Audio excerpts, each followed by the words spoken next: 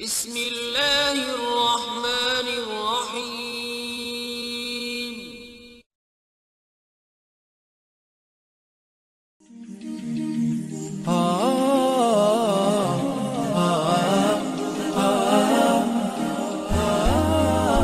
Bismillahirrohmanirrohim. Assalamualaikum warahmatullahi wabarakatuh. Solawat dan salam selalu dan tetap tercurahkan kepada junjungan kita Nabi besar Muhammad Sallallahu Alaihi Wasallam. Harapan dan doa saya, semoga saudaraku semuanya selalu diberikan kesehatan, dilapangkan rezekinya, diampuni dosa-dosanya dan dipanjangkan umurnya. Amin, ya Rabbal Alamin. Usaha masyarakat jahiliyah bukan hanya sekali dua kali untuk membunuh Rasulullah. Usaha yang diotaki Abu Jahal ini sudah berkali-kali. Al-Kisah, pada suatu ketika para kaum kufar berkumpul di rumah Abu Jahal. Seperti biasa, jika mereka sudah berkumpul di rumah Abu Jahal pasti ada misi besar yang mereka usung. Tidak lain misinya adalah untuk membunuh Rasulullah. Di rumah Abu Jahal, mereka berembuk bagaimana cara agar misi bejat yang telah mereka rancang berhasil. Semua berpikir mencari jalan yang singkat. Usulan yang satu dengan yang lain berbeda. Dalam tempo yang agak lama, mereka tak kunjung menemukan bagaimana caranya. Namun, tidak berhenti untuk mengurungkan misi jahat ini. Majulah salah seorang laki-laki di antara mereka seraya berkata, "Apa yang kalian semua usulkan sangat sulit." Lantas, dalam kumpulan itu gaduh dan rumah Abu Jahal pun sangat riuh. "Aku punya cara yang sangat gampang," kata laki-laki yang maju ke muka perkumpulan itu. Seketika rauma Abu Jahal hening.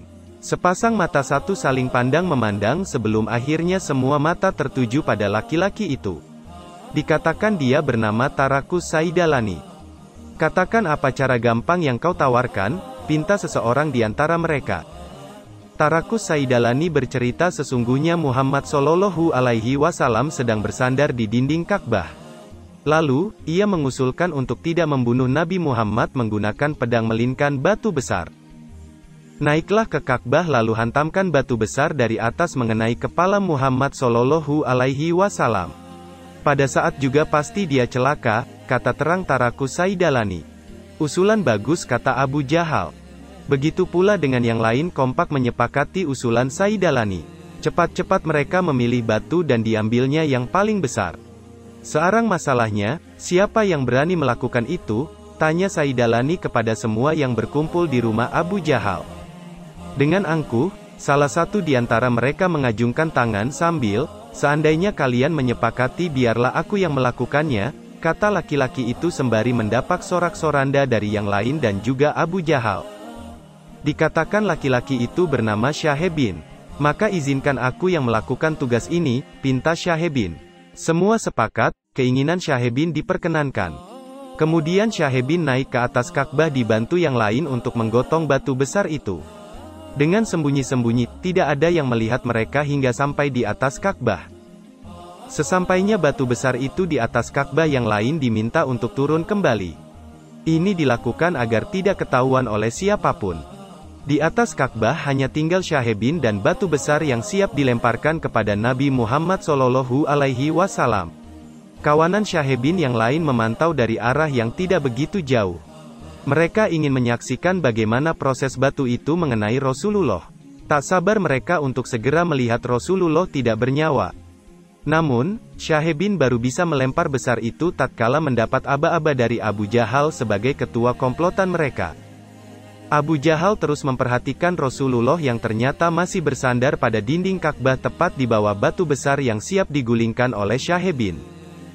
Melalui aba-aba yang telah disepakati sebelumnya oleh Abu Jahal dan kawan-kawan akhirnya Syahebin menjatuhkan batu tepat di atas kepala Rasulullah. Mata Abu Jahal terbelalak, batu besar yang digulingkan Syahebin berada mandek di awang-awang tepat di atas kepala Rasulullah.